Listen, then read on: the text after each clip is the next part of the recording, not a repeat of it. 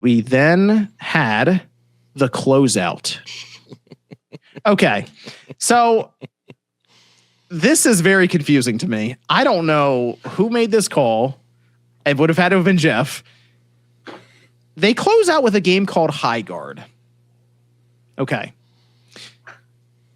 Highguard is a PvP, they say raid shooter from developers behind Apex Legends and Titanfall 2. They have medieval themes in there. They have guns, magic. You're on a horse riding around in the countryside, destroying people with guns from the future, it looked like. And it's out January 26th. It's a free-to-play live service game, basically.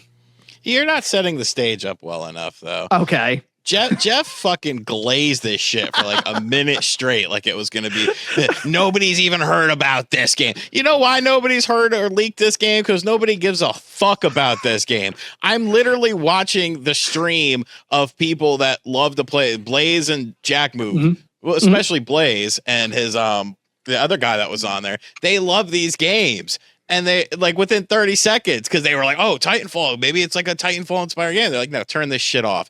The guy that they showed looked like a knockoff low tier god. The whole thing just looked like it looked like Overwatch Concord edition special Valorant theme. Like it was just slop. It's getting downvoted into oblivion everywhere. Dude, it was like I looked last night at the IGN trailer. It was 2K likes to 16,000 dislikes. It's worse now. It's worse now. That's insane. I'll look right now. I know it's worse now. They must have paid a massive bag for that closeout spot too. Yep. Damn. Yep. If you would have been in like the middle of the show, you would have been all right. But to have this fucking glaze session and then this is what you come out with, like, what the fuck is wrong? I got with you? 3,000 likes to 28,000 dislikes right now on here. Sounds about right. Yep. It's getting obliterated. That's a lot. I think you're right, Sean. So it was the closeout. If this was middle of the show somewhere and he said the same exact thing and they showed it and we moved along, and on the other side of the whole thing, Star Wars, this KOTOR game is going to close out, I think people would have been fine with all of that. It probably wouldn't even be getting downvoted as it is. I mean, it's still probably getting downvoted, but you could have done you could have done Mega Man as the final thing. Sure. And it would have went over better. Yeah. Well, what closed out last year? Okay, so I'm glad you asked, because I went ahead and took a look to see what we were dealing with here. Because I remember there was one year, I feel like it was 2018. Remember when Fast and the Furious closed out? Yeah, when Vin Diesel came out. Yeah, Tekken. And we were like, what is this? I kind of feel like a lesson would have been learned at that point.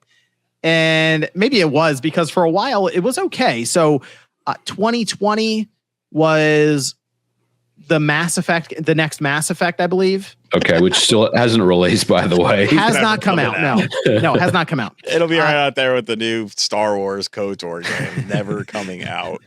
2021 is when we got that Matrix Awakens, the Unreal Engine 5 experience, and they just dropped it right then and there, and it was like, this looks insane, and it was, Matrix. People were excited for that. It was fine. 2022 was Final Fantasy 16. Okay. Where we even saw in-game footage of it. It was a big thing. That's a good closer. People were excited. 2023 was Monster Hunter Wilds. Okay. People were excited for that. World premiere, showed everything there. And then last year was Intergalactic. That's right. Yeah, I remember now. Yeah. Which, I mean, even if you're not interested in the game, it's a better announcement than this hogwash. Yeah, it's Naughty Dog's next IP, right? Yeah. Yep. So that's the thing. It's like I read all those off to you, and then I'm like, oh yeah, 2025 Highguard, the free-to-play PvP game. You go, what? Okay. It's just, it seemed weird. That's the only conclusion I can come to, MVG, is just money. That's it. Yeah. Oh yeah. Yeah. I mean, Jeff is obviously aware of a lot of this stuff. Like, come on. He looks at all the social media stuff. He's very aware of the position right now in the view on live service games, especially free to play ones that, I mean, let's be real. I guess there's a different idea of, we're going to mix medieval with modern guns and stuff and horseback riding, whatever. It still kind of looks like that Fortnite art style has found its way in there too. So immediately people are going to go, what is this? What am I looking cry at? into his piles of money. Like, you know. Yes. So here's the thing, though. He put out a poll at the end of all of this and asked people on social media to grade the show, like give it a letter grade. And I almost wonder if that final reveal did that much damage because D was the leading choice. Really? Yeah. He normally gets like a B, I feel like, every year. Yeah, like even when I think the show is the worst Game Awards ever, it kind of usually gets a B from people because the closeout really kind of the closeout is the most the thing that memorable. that people really like connect with. And if you have a strong trailer at the end or a strong closeout, you kind of remember the show for the closeout, and then you say, okay, that was pretty good. B. Bro, you could have done the 2 Tomb Raiders as the final thing. That would have hit harder. Sure. Yeah, I think so. I think that's the thing. That's a big misstep on the structure of the show because we're already naming multiple things that they could have done Highguard and then immediately went over to the Tomb Raider games, and people would have been like, "Oh, cool. All right, that's not the last thing." So that had to have been just a massive bag. That's the only thing. Hey, we want you to close out with this. We want this to be the big thing. How much money will it take? Yeah. We're not talking about the real exclusion from the Game Awards, though. Okay, what's the exclusion? Well, there's technically 2 things. Mm-hmm. Because I saw all these videos pop up on my subscription feed and people sharing them on social media.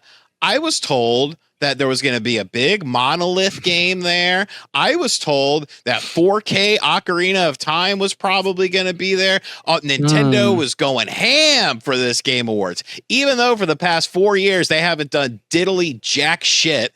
All of a sudden, this was going to be the year. And I feel like every year they're supposed to go ham. But where was Monolith? Where was Ocarina of Time 4K? Do you think that maybe they got pulled at like the last second because like there was a controversy or something like that? Or what do you guys think? Well, they needed Highguard. It went over. They went over just past 11, so they had to cut some time.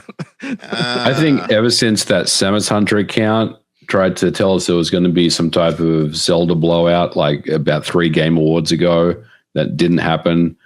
I've stopped really putting any stock into Nintendo showing up at the Game Awards with anything.